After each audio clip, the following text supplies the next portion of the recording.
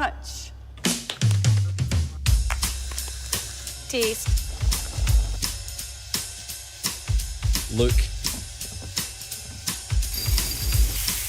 Smell. Tree.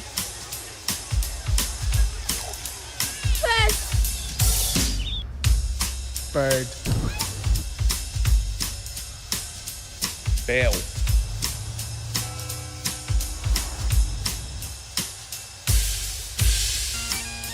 Touch. Taste. Look. Smell. Tree. Fish. Bird.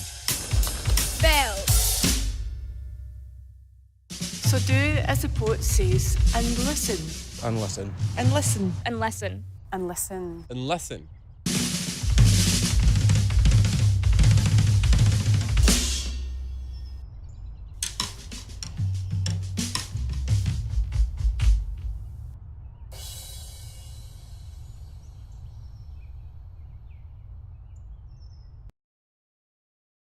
Hello everyone, how are you? Welcome. Thank you on the final day of Glasgow Road Day Festival 2023. My name is Steve Sheriff. I'm the event and development coordinator at Glasgow Public Preservation Trust. We've been developed in 1990. The festival now happens in every region in Scotland, and so we don't have much time to do this for today, but for next year, remember to have a look at the Doors Open Day programme and find out what's happening in the region as well, not just Glasgow. We're very grateful to the University of Glasgow for hosting us here in this amazing building for the second year in a row. And I'd like to say a huge thank you to Cassie Dillon and Sarah Gladman, who've been working alongside me as part of the arts. The ARC is a home of collaborative research here at the University of Glasgow and works to bring researchers, partners and ideas together from across the campus, city and beyond. The ground floor where we are now is open to the public all through the year, so I encourage you to make it part of your daily commute as you come through this area. There's always some sandwiches lying about, and there's also lots of exciting things to see as well. Today, the ARC is hosted to Explorathon, so after your class of lectures finished today, then I'll look also a bit amazing research. Got a really huge programme this year, and so after lecture there is still time to go and see some of the buildings that are open. Lots of things in the no booking necessary category, so have a look on the website and find out what you see as good. I'd like to say a really huge thank you to our funders, the Glasgow City Council, Glasgow City Heritage Trust, to our sponsor Dentons, and to all of the sponsors who make this event possible. Thank you to our amazing volunteers who welcomed you today, and without them the festival would really not be possible. If you do feel like making a donation to help us keep the event free, you can do so by texting Doors Open to 785. Text costs £5 plus one standard rate message, and those details are on the website as well. You can also make a cash donation at our collection buckets at the entrance to the ARC. Or if you'd like to make a donation credit card, you've also created.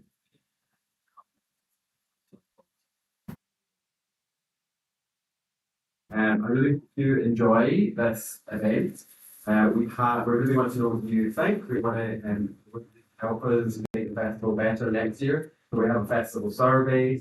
It's linked on the homepage of our website. You can grab one of the flyers from the volunteers or the QR code there, and that will take you to the homepage of the website. You can fill in our survey, and there is £100 prize for one lucky winner for a Glasgow local business choice. In the unlikely event of a fire alarm, you can see through the doors behind you across the foyer and the office points. On to this afternoon's event. Very pleased to introduce Dr. Stephen Mullen. Dr. Stephen Mullen is a lecturer in history at the University of Glasgow. He's an historian of slavery and its consequences in the British Atlantic world, particularly Scotland's connections with the Caribbean. His monograph, The Glasgow Sugar Aristocracy, Scotland and Caribbean Slavery, 1775 to 1838, published by University of London Press. Please join me in welcoming Dr. Stephen Mullen.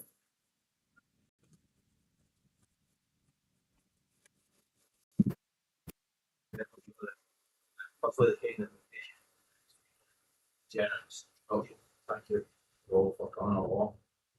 Pretty much a veteran of those who remember what's the those who are seven since ago. So I'll speak today. Really, I'll speak about. I'll speak about this year's public group, which is 2022, but it's obviously contextualised around Glasgow's slavery. Much of that, of course, is urban context. So, major part in my study was the buildings in Glasgow. That's how this project evolved. So I'll speak a little about how historians of Scotland have been slow to recognise, the fundamental importance of slavery to national development. And then really the focus of my research over the past decade or so, the Glasgow sugar aristocracy in trace, their operations and why they became wealthy, etc. And also what is important is quite an approach to trying to take the metropolitan as a plan. So we'll discuss with some of the Scots who went to three specific islands, Jamaica, Grenada, Trinidad, talk about some of the wealthy.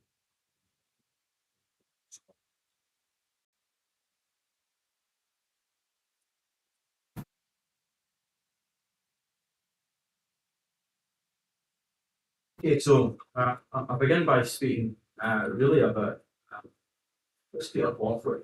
He was a paid agent for the Glasgow West India Association. He was also involved with the London West India. He was a post-slavery lobbyist. In 1833, he comes to Glasgow, speaks to one of the churches that are no longer there. And I have his speech here. He says, "I am here to speak for brothers and sisters, born and educated that reared to manhood at home, now in the possession of these colonies as owners and doors, or in some sort, or on civic debtors of those beings in bondage. From them, you, people of Great Britain, draw a revenue of direct income. You have encouragement to your industry, which is not equalled by any other market. So the produce is exported to you in the form of the raw material. It is repurchased by the colonists beyond the price and must pay for it in any other market. Well, then what is your Bristol, your Liverpool, your Manchester, your Glasgow, your Paisley, your Dundee, your East End, the Great Metropolis, and even London without slavery? What if you take it from these West India colonies? Nothing. What is that? Worse than nothing. One universal scene, Gregory and starvation. So this is a post-slavery view in the 1830s. Of course, we know that Arabian slavery was through its abolition by them as a fait accompli in 1934, the 1st of August. But he's saying Arabian slavery is absolutely fundamental to the national development of Great Britain, but particularly in these cities.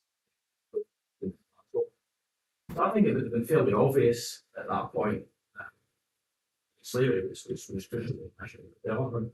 The irony is the same arguments are made around a century later by Eric Williams here, one of the great anti-colonial historians. He was also the Prime Minister of Trinidad, educated at Oxford. His famous book, Slavery, makes some fear and blame. Pro-slavery advocates, historians, there's no recognition that commercial capitalism is fundamental to the development of Great Britain. Trafficking enslaved people, otherwise known as the slave trade, is the historic term, with imports, sugar, cotton, tobacco, then we have the exports. We know that this stimulates manufacturing, because of cotton mills, the Glasgow and Centrelands, but also the private wealth and the large investments in the rest of the address. And another stream of this accumulation is the return West India fortunes. So we think of that framework there, that provided me with the framework for the research. Capitalism and slavery really is one of the fundamental texts. It remains controversial. It's less controversial in the Scottish context now. But what we do need to say that Scottish historians have been late to recognise Scotland's slavery. Working with Glasgow Preservation Trust back in 2007, it was called the history at that point. That's only 16 years ago. I mean, why the late recognition? Personally, I think very few triangular trade voices left Scottish coast slave trade. There only is, I think, 31 recorded Scottish slave trade voices. 27 of them left the Scottish ports. The main ports are Port Glasgow, Greenock.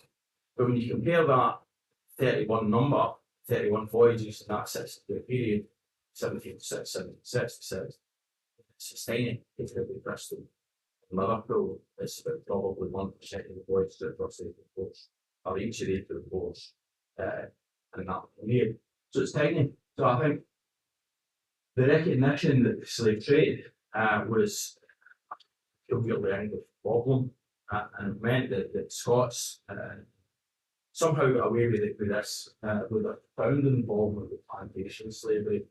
And I think also, I mean, some of the most famous Glaswegian merchants who were involved with slavery at the back of wars, they were taught in a particular way in the 1970s with most on the vine.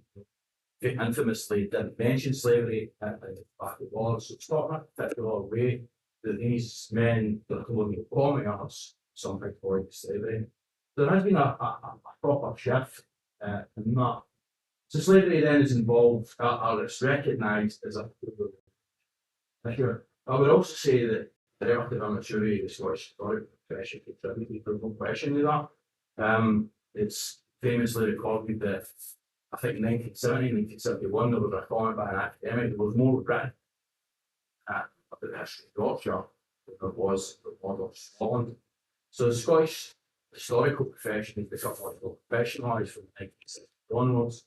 There are specific chairs of universities, etc. So with that has come the recognition that Scotland and impact was under research, and we're seeing, I would say this is one of the best ways to some of which Scottish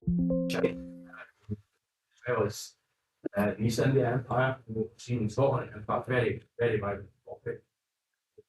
I should say that Eric Williams did mention Glasgow and capitalism and slavery in 1944.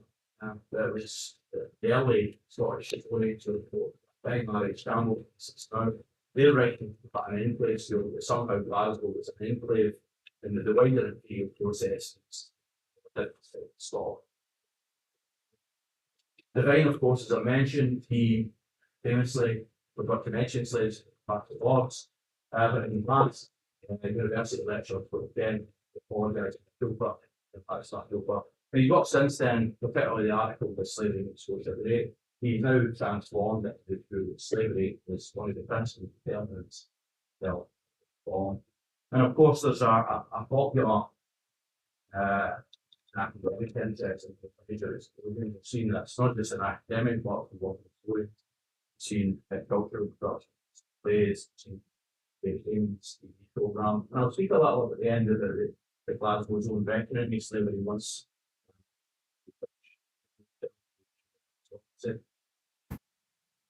Scottish West India Commerce, I won't go into too much statistics here because they're in the book, but I think it's okay.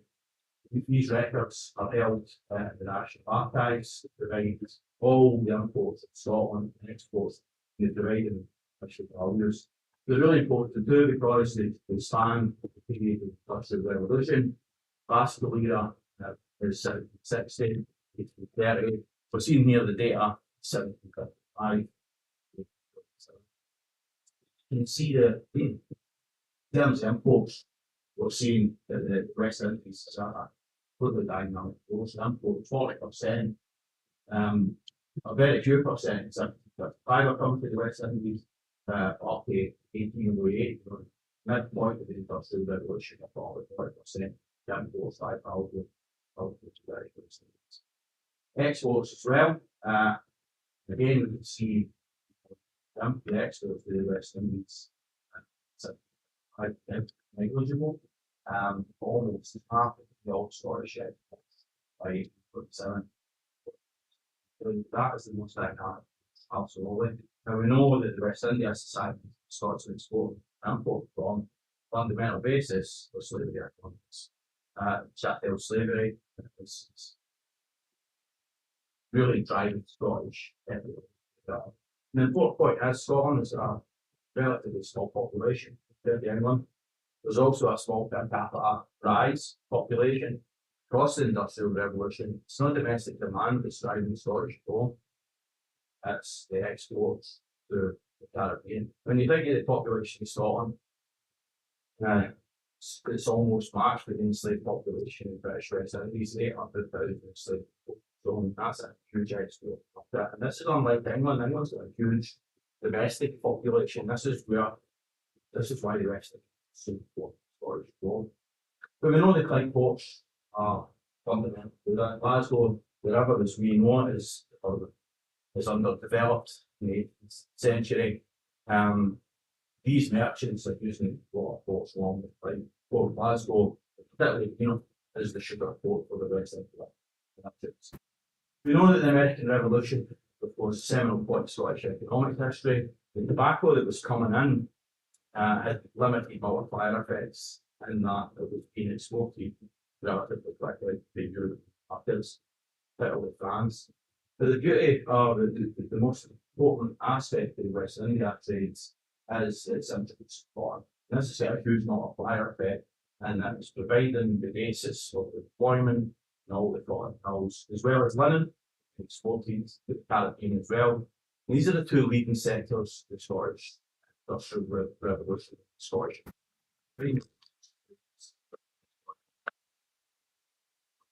This is why we're seeing here this golden age of sugar all after the American Revolution, after the abolition of slavery. We see the decline of tobacco, rise of sugar from cotton. Now, I mentioned here that the running exports are really driving the oil. So, I mean, I think it's controversial. I've made the claim in the past and criticised for it. Those that are direct and culpable chattel slavery, Scottish involvement of the merchants. They are the planters, they are the Scots who are going directly. That's culpability, that's direct involvement in slavery. What I'm also saying is those that are complicit, they're involved in a wider slavery economy, i.e., your cotton mill owners like N Mill, other famous examples with Banner, but also it doesn't seem controversial that if you're employed at a cotton mill that is dependent on the import of slave grown cotton, and dependent on the export to enslaved societies, to me, I think the textile or classic in the slavery economy. I'm not saying they're culpable, but I'm saying if you're involved in a employment that is dependent on the perpetuation of chattel slavery, that's it. The sugar aristocracy, you can see here, this is a great piece about this question. But I think this sounds actions for the flips century. And we do have Victorian commentators, comments on the aristocracy. Of course, they are the commercial successors to the tobacco laws. None of them are actually aristocracy. They got themselves those titles. They're at least they're noble rich, they're the money, but they're certainly the pinnacle Glasgow society at the time. Now, we have these two important commentators, John Strang, who is in Glasgow clubs, he's talking about it as it's quite an adult group. As merchants, of course, who import and export produce, planters, who of course are mainly absentees, their own plantations, with Jamaica, but also other colonies, enslaved people, and the merchant proprietors who have been available. Another important commentary is Sir Archibald Allison, who shared the Lancashire, comes with Glasgow, leads and finds the sugar aristocracy fascinating, talks about their marriages, gets an idea of their often society and how they are at the pinnacle of Glasgow society then. There's no question that there are many elite families within this elite. If you were a merchant in Glasgow, you would have thought you were sugar aristocracy high support. We also know that they promote sons and business, just cousins and nephews, they try to the family.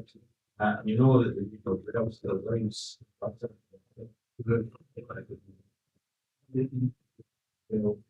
married towns of focus.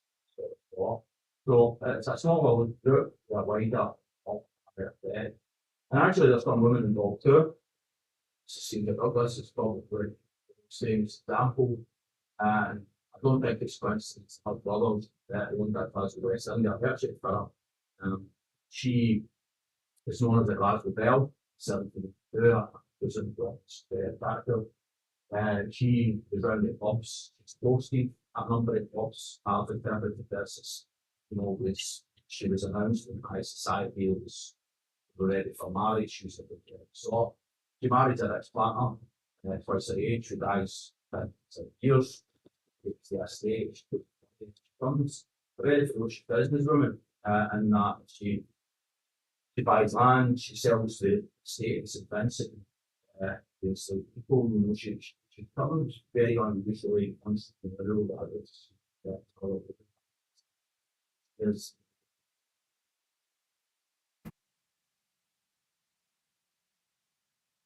what part is our networks, and we can see our social ops. And this is a great information from rooms, from Dell, from Alan, from the various names. So this is a part of the cross, with the left of it.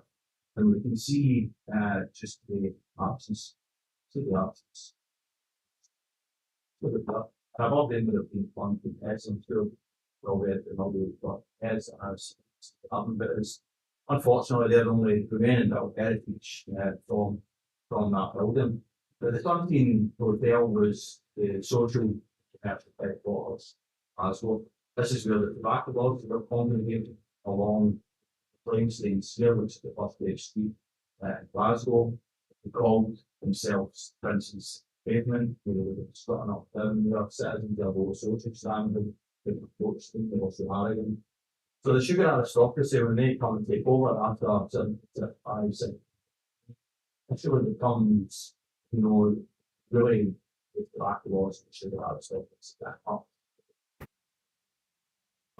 We see a number of different gentlemen talk at the same time. I think perhaps a little bit in Pickford. We also have a hold of the law. And some of the published who survive, so you can see that even just does the Brent Rum telling out after the dust and public houses time over. Putting this up into the 15th century. Then we would have betting battles, like terrain, up there. The West India Club, we don't have any records with West India Club, unfortunately, but it seems to me that's a big sense of a much more formal political lobbying. The first clubs are definitely social clubs.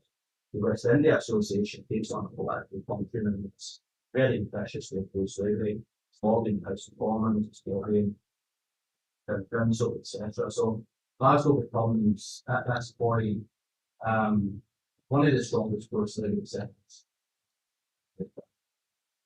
Exactly. So I did it.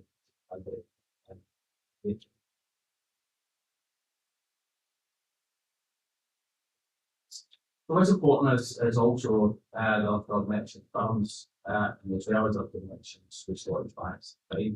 The Royal Bank and the Bank of Scotland, of course, but they come in Glasgow in 1715 and 1750. So that's extension of credit is absolutely fundamental to the development of Glasgow's local sugar, and by extension, Scotland started considering connections. The merchant firms are important and they're very important in the merchant structures. When you got partners, and they're putting money or funding for liability, etc. It's allowing the accumulation of capital with protection. Scottish laws providing a further level of protection because they establish terms and for well. Money, if they do lose money, what we do see from the Glasgow West India Association records, see the top 7 merchant firms in Scotland. And see here, that's the original plan of mansion now the gallery. So I think it's, in terms of heritage, I think that the gallery in Northern Ireland is probably the major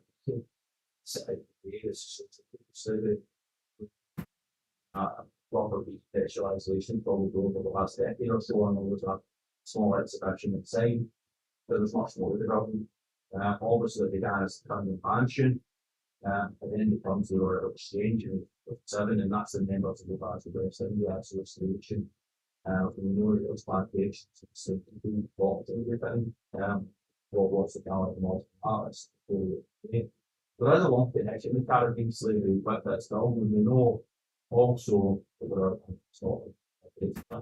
In terms of the current houses, this is how the business would have been done, and I'm thinking probably Virginia Street, the Arctic Cross as well. A lot of these areas in and around, the that's close to possible to Clonfeen, but we also see them in Sherwood townhouses. Townhouses built, and they've done marching, houses over there. The model would have been if they were sort of successful, we would own the land with the state, and construction of the city, including Gilmore Hill, by the way, yeah, sort of a West India on that sense. It was a lot of ovals. We also looked at the Gilmore Road, such as Venice, and so the West End was half of the years of all land states. Pension funds are important as well because they are sending out all the slots. So they've come up with the shipping agents, and we can see this through our survey of the Glasgow Herald. And that's at 800 of Glasgow. And just after this league period before, that's a good representation of that side of it. Right? Incidentally, that made it already good. And I think it's here for a little bit. Also, the corporate economics, but trying to tell our price. Now, they had got the just like very good time, and just use the shovel that was out of copper and cover it. So it's very picturesque. I mean, this is you can see the some of the sorts, the palm heads, probably the third or a lot of the belts, the palm from the slots. You can see the larger sailing ships. Of course, the larger sailing ships didn't come up to Glasgow at the time because of the Davos ships, the smaller ships, would have made their way up to Glasgow. I get something that took me a long time. I was doing a PhD here to get through by the hell. Shipman times. We don't have any impressions of this, it's not the market. But the Glasgow Herald tells us that this what I call the Glasgow West End, the other market. We know that the merchants acquire slots, we know that the department for specific positions, and we can get an information about this. You know, half the time wanted to sell in West Indies, half the time they require and specific skills, so they require Scotland and specific things. So I mentioned there isn't any there's not office. That's it before for to be done there 7 years. But it's the 41, we don't have any specific estimates. So that means we don't have when a ship is leaving before 1841 when the official statistics before that, it would just say the rest of the so we don't have a ship with Pacific Islands. We don't have passenger ship because here we need to work from the newspaper and belts. So I went through the Glasgow Herald and sets up the holding that broad so that we would have less than 60, 7 up to the less than 1 survey. I identified 1,744 in the process. But it's really, I used to like the science because it allowed me to map. You know, those previous historians that looked at the 18th century, I could have looked at Jamaica has a pen on that. Also, it's an essentially the best of the camera, and I think also there's an increase in ships, even. And I should say this is advertised ships because we don't have any record.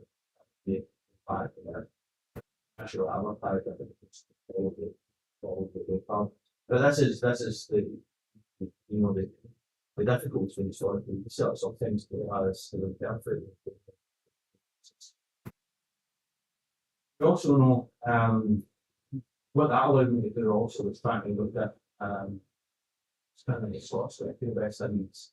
I think we're able to do that so that I've we've done a lot of work with the impulse and then just make that the way essentially. I think it's about average 7. That's right. And if we look at that sources, probably that's estimate with I 7 is. Again, what's needs to make our forces actually once up, they're receiving the real ships in. That is an uncapping methodology, but for the 18th century, our thoughts were sort of thought. But we can say that probably between 37,000 slots open to the rest of the and it's probably about half the immigration to America. Other sources, when I mentioned we've got the passenger lists, that we could have national social process the island is their own residencies, and I think it doesn't cause any surprise that the islands, the investigation that overrepresented this time is coinciding with the payments, but also the West on Lowlands. It's very important. I should say that these ships declare sources of water and some the other ships will be covered. Well, but I think in general, it's not the version, the sojourners who are temporary at the planet. We want to go there and get to next time as quickly as possible. Obviously, slightly drive, you got the face, single young men, usually to employment, probably most of them, the rest of Lowlands, the islands of West. Again, that's the Irish very, very rare, we're not quite but what we can find is journals letters. This is when we first started interesting, so we started because that look at the consolidation advertisements that we found in the Glasgow Herald, and then we started with specific letters. And actually, I found this was by chance. I was doing a bad searching there for archives, but you have to turn around the archive and it starts to talk about where he had from the Glasgow Museum. That's it, it's said that the images that found around a wall. You could go it's not out one of it is again it's there was something to do that and like you know John Kennedy was a pilot stop, he was son of Alec Cora, he was the and Robert Goldman and incidentally with Robert Goldman who built on Howard stage probably within the limits of Robert Goldman state and that's why that is amazing and the intelligence of consolidation to the war. Excuse me. Tells us about its motivations to go, tells us that life in the tropics doesn't have the absolute building. Once it passes, I think Nigeria is talking about research goes on the goose.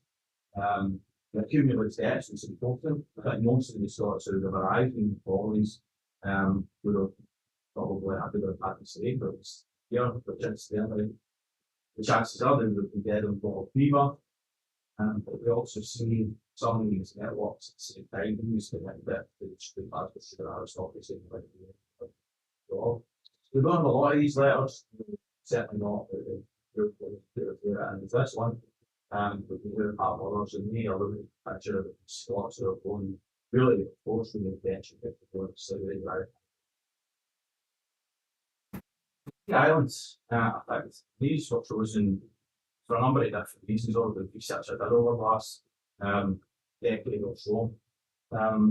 Jamaica is the premier Scottish island, but also has the best archival records today, which are preserved in Jamaica National Archives and the National Library. So it made absolute sense. There's also been some work on Jamaica. The Jamaica, of course, another reason is because it's one of the first phase English settler colony. There's different phases of British colonisation and the Caribbean. First phase is the 17th century, Barbados, Antigua. These are early English settler colonies in the early 19th century. And that's before the Union, of course, 1707. So by the time Scotland becomes part of the British Empire, Scotland is so long. But Jamaica is so big, it's a big Scots with but its first phase, Grenada is a second phase, comes into the British Empire, subsumed by the British Empire in the 17th century. But I'm going to do a comparison. The third phase is post 1790s into the early century, Trinidad, so they were specifically picked to develop Scotland, that the phase of how Scots were expropriated slavery derived wealth and lots of their earnings. So these were different phases for that. As I mentioned, Scots are disproportionately overrepresented. The infamous part of the story in Big Bomb. He's estimating beneath the American Revolution to 4,000 or 5,000 Scots. I don't think it's perfect, criticized by historians, exactly the same by journalists, so we doubt the rest of we have. So that means Scots are probably about a third of white society. And if you think that Scots are 10% of the British population, then it's Scots are distant. There's reason for this. We know that they operate networks. We know that there's a great stirring culture in Scotland. You know, they're out in Scotland, they are one of the black. We also know that in society there are a number of other group. We know, despite Anglicanism being an established religion in Scotland, of course, Scots are able to be established within Scottish terms. The records of the English preserve themselves international archives today. There's other Scots scripts in the Bahamas, of course, but there's certainly the export periods, good volumes. So I think previous historians, I mean, I think this is one of the fundamental findings of the book. And it's argued by some historians with problems that the West India economy is actually declining post revolution settlement. So it is assumed by some that the fortunes would have declined afterwards. There's certainly not the case for the Scots that I was maybe the way. What I did is, and this is the beauty of Scots law, Scottish legal recording in the 18th century is far more comprehensive than the language processes. So I was able to accumulate 538 confirmation images. I don't know how much the Scottish person books were around the world of testaments where they were born. This hasn't been done in the context, something like that. It's Scots law, it's obviously at the center of the jurisdiction. But absolutely the Scottish law is so I was able to show a lot of money in the account, that's money and then put it in the order of products and something like that. The Jamaica absolutely the Premier of Scottish on and this I get invited to Glasgow, the famous Glasgow Super Arts office is the leader is the faculty of Glasgow and the architects and doing I get invited to stay by his descendants like I was telling about a lot of farm actually and she's been very acquired as well, very acquired in lands and I think that particular visit, you know, around the estate with the descendants, we're still after I think we live in the estate, I've checked the house and dinner and that just in the big house. Travelled around the estate at the SUP with coming to that, getting a finished relationship with the owner of the estate, for me, well, things of messages. I think that visit, you know, and then we realised that the story from forward to the standard of the city, so yeah, and it's obviously pronounced in the societies, so it's the last swap. They just sold the Scottish estate to the last year, so I had a look at the one of the so I actually the one started the park and then the back of the director. So you know that well is so beautiful. And of course not a controversial now that in the family who slightly wealth is generational wealth in which doing of course the movement towards the earth of slavery group some families some personal regulations. There's no legal statutes for what to do that, so it's becoming a public question.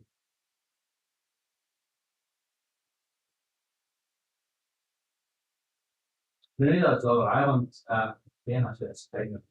We know that Grenada comes into the British Empire, subsumed into the British Empire after the Second War ends, and the Scots are usually the people represented. There's a reason for this. It's French and previously the 1763, but it comes effectively both territory along to the other Sea Islands. That was the Tobago becomes a military following. Next also were 40% land in 1772. Again, I've mentioned Scots 10%. French population stood there around the Dawn Rebellion in 1780s. Basically, the Island that Scots involved was merchants. And they're in and around Paranage, you know, the merchant villains over there, which was then Scottish panels. And I was able to look at some of the records in the Scottish stuff. Grenada. It was destroyed by the Canadian, I think, in 2007 or 2004. The Scots actually still there today.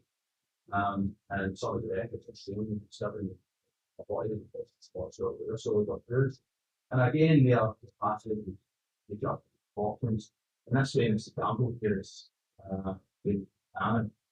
That's helping recently before the British published that was off so it's well. But certainly he is one of Glasgow's major slave benefactors, including the University of Glasgow, who did the study in 2017. Newman and Buchanan, they are requests to become a domestic by the 20th century, so they're amalgamated with Newman Buchanan requests. And when I did the study for the University of Glasgow in 2017, 2018, you added some of the money and then amalgamated. Some of the university has the well, some boss as I said, it's not enough for this stuff like terms. You're going to understand in this country. I find probably doesn't die. Spots and I'm not so like Scottish society. That in Glasgow. But we can see here this is some of the what we asked former cigarettes that left home. So that would be the sugar, oil and pots. Just trying to dive that off this Scotland again. It's a building of 2016. It's John Lamont, a very famous Scot who used your money. But it's a pub-based Scotland. It's assumed out the British Empire. So, there are smaller group at Trinidad, Scottish, but I think they're very prominent with the Scottish cultural elements to sell this and the respect. He is very famous. John Lamont, although he doesn't actually come back, he's not a classic Sodoma. He's another son of the gentry, and I think that's from both of them. I think it's the much more serious son of that so he stayed there. He does put money into the house, he's very good in the environment. I think it's partly panicking about it today, I think. It's quite low, the panicking about it, as far as the idea, we are doing a direction of discovery. I think at the moment, but then more definitely it's an example where you've done well, we've done West End with a box and developed I think that's a fairly reasonable example to the center. So you go out there and that's it.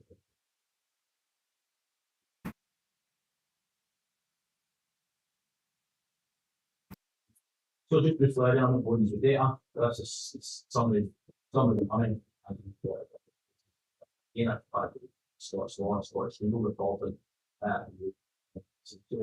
we simply do not have any data for anybody else with that.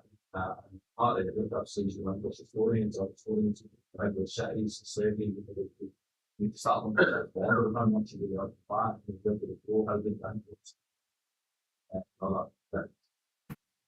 138 of them are there, what those places, two of them.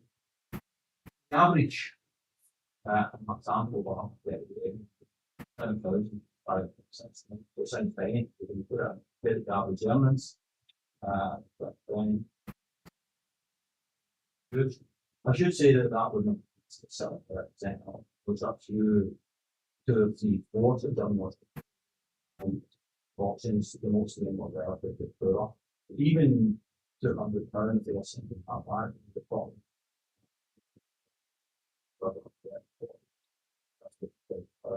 Should say that Neil can put around that now, because the majority of the source went to the guy was absolutely person like that. So we have around that group and it survived long enough that fortune and then within that's something that represent our group. It's only a small minority. So Robert Bonds is quite great, seeing him shop and that's going to Edinburgh forums because if people get to a pound, I suspect make up I suspect one to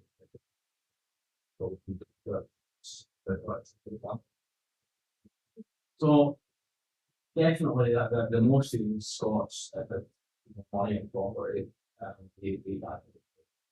think the Scottish Islands experience would make it much more good area because that's by David Ralston claiming that slavery is essentially to develop Scottish Islands would be. I think the majority of Islanders really we don't see the return certainly some of the players Yeah, very good in the government of the Highlands, that makes sense, because the plans of the I would provide.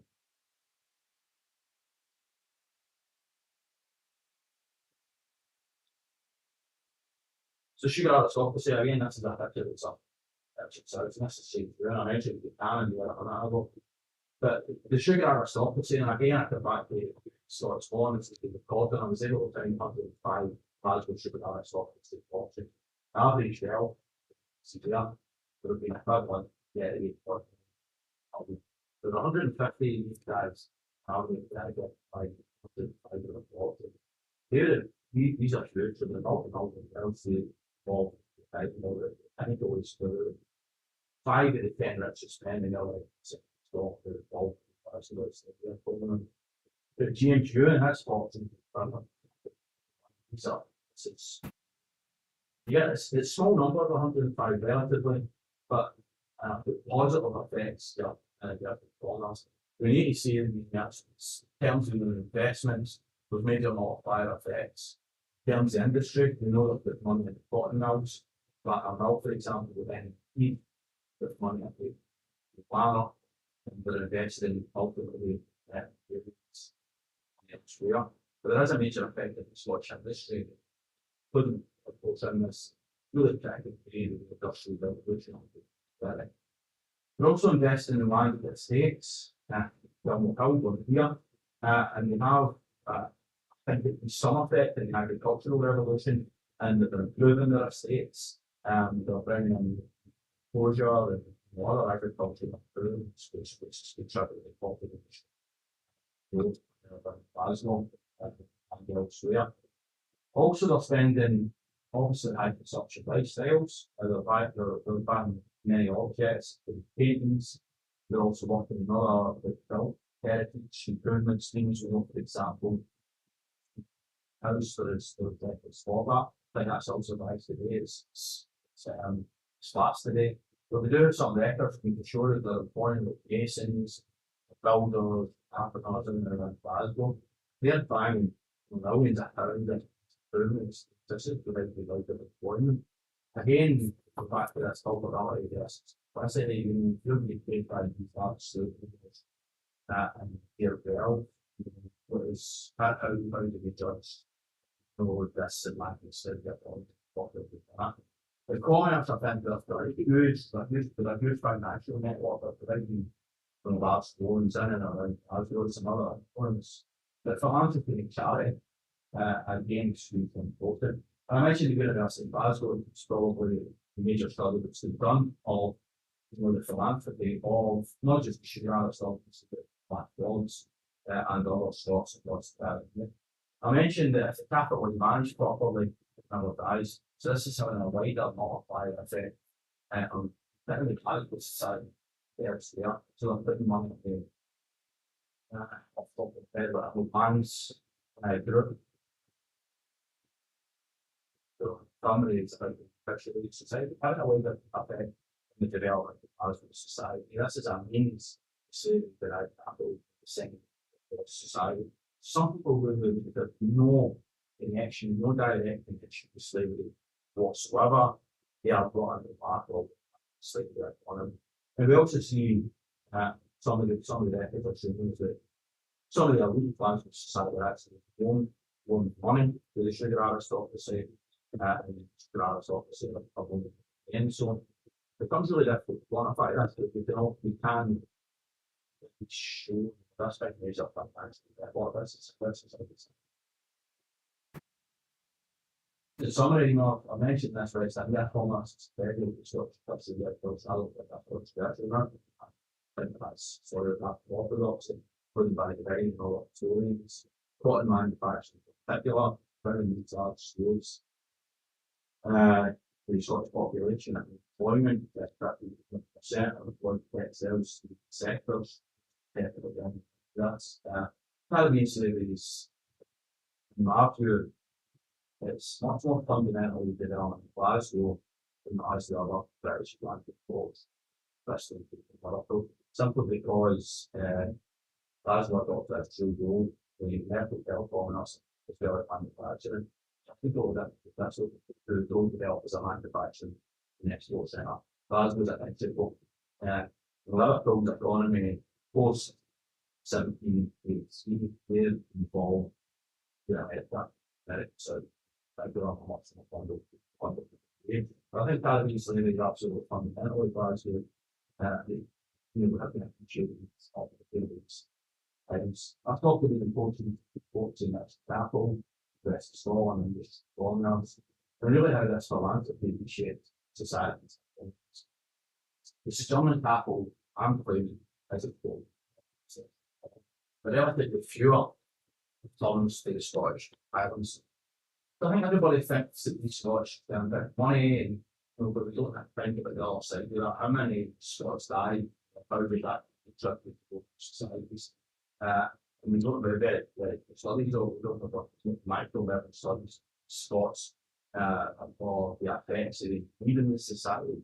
And I'm trying to contextualize that. But I certainly think the high numbers that were affected that being from the Highlands, I think in the potential the other development, which contrasts the old things.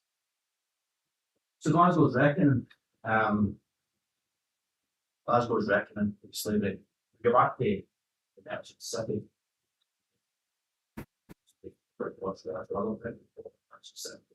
I would say that it's historically accurate. We know that it's a new town, and it simply didn't exist before 1711. There were people living in towns, Scotland, Virginia, and the Cunningham. So it is historically accurate. Call it merchant city. Was titled, I think, the first new title after the was Roman Waters, Architecture of 1968, was the title. That's what well there. So they call it a chapter in the merchant city. And then it's used informally, that's titled in by planning officials in the 70s. We know that the merchant city was under threat at that time to encroach to the Stratford University. So planning officials started to do that formally with the area. So you need identity. That then becomes much better on the style of the merchant city. So we don't call it a slave merchant city, we call it a slave borders merchant city. But what I would say, having a merchant city, bearing in mind that I feel apologise for this slave merchant city. So we also know in 1996 there was a proposed merchant city for Bristol, just like less than a decade before as we it comes in taking the merchant city. I don't say that's wrong, by the way. I don't have it. I mean, it's accurate. But I think they're all consultation on that, or probably how to say it, or that. But from 2001, having that merchant city, or what is in effect, had factory celebration for the foreigners, right? And certainly, I go back to the probably the lightning rod that attracted, started to attract, put up those beds, if you like. Glasgow at the exit the lands, it's a city where they started to go on the course of 2001 onwards. The bicentennial in the Wilberforce Act 2007 was very important, and I should say the Scottish reaction to the bicentennial was very, very, even in Glasgow, by the way, but it was a very pioneering project, and clearing formal regulation funds. Had a lot of funding. You can see that's exhibition, which I worked on back in 2007, and that was in really sort of off the conversation, or added to the conversation at the very London by one of the societies. So that project is a partnership with Dara. I was a researcher. I worked in it. I read it with the technology, with the class within it. Masters. So actually a bit brief. So that's not personal for you. Sorry, that's not something. Yeah, then in that time I've really seen a dramatic transformation in how, not just the city but Scotland overall, how it has reckoning all slavery. The University of Glasgow study in 2017, of course, was pioneering that publicity. The city Glasgow then launched a consultation Glasgow slavery order 2022. And we know it's just making I apologise for censoration slavery on the back of the plot. And that's like in a public consultation, which is still ongoing at the moment. Public conservation of its monuments, statues, streets, buildings. Well, I would say I'm acting fully over about the evidence, despite the accent, I'm not allowed to teach it. If the lads we used to consult on it, what they should do is see that it's not appropriate. It's having a Virginia streets not appropriate. For Virginia, public sector, it's not doing that's the tobacco laws, something so on. So if you summarise it then, it's an activist led, absolutely about heritage, it's been at the centre of it. With the both connections about heritage. We were both something like that, but it's now led out in recent years the National Trust in Scotland launched their own study, historical environment Scotland, which the same thing with historians and what we're doing, and there's new academic approaches, something like this. And it has led to this public consultation, as I mentioned. Edinburgh, I watched their own study. I should say the Glasgow study was launched with slightly other maintaining flat rights. There's obviously been an explosion in the power of Scotland, technologies, recognizes. But I think I've got for a long time. If anyone's want to download the book, buy it. Yeah. Uploads everybody's in. Thank you.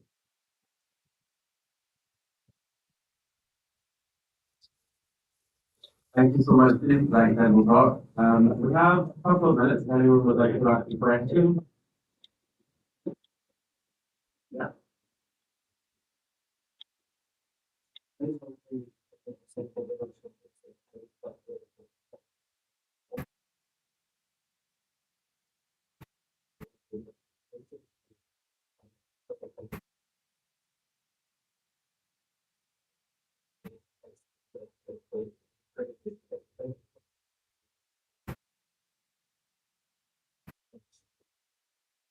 Can you elaborate on the question?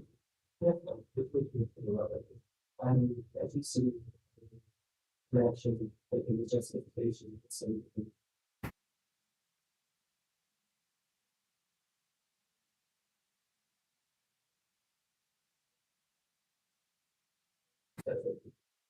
I guess it's the other staff and so the third one is actually things. Yeah.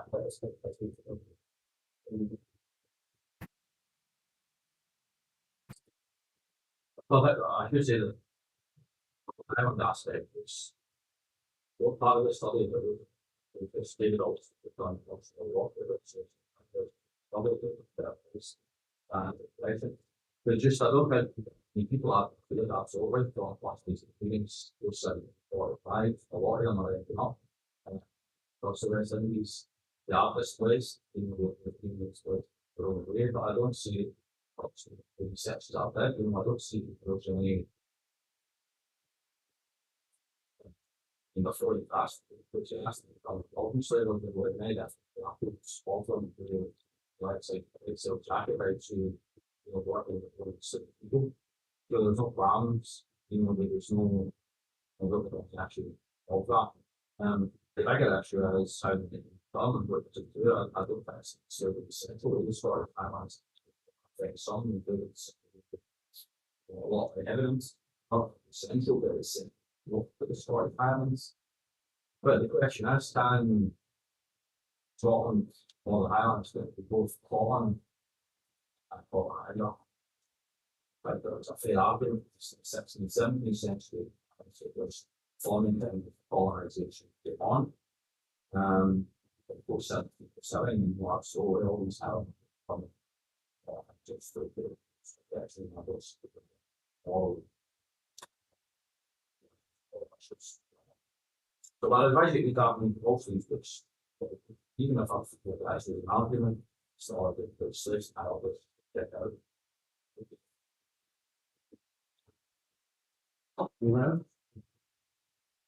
Okay, and this room in half an hour or so, we have a talk from Main Cave, we're talking about the radical wars, and then at 3 o'clock, the last talk of the festival, which is local hold, we're talking about the permanent. So, but please join me in thanking Stephen Mott.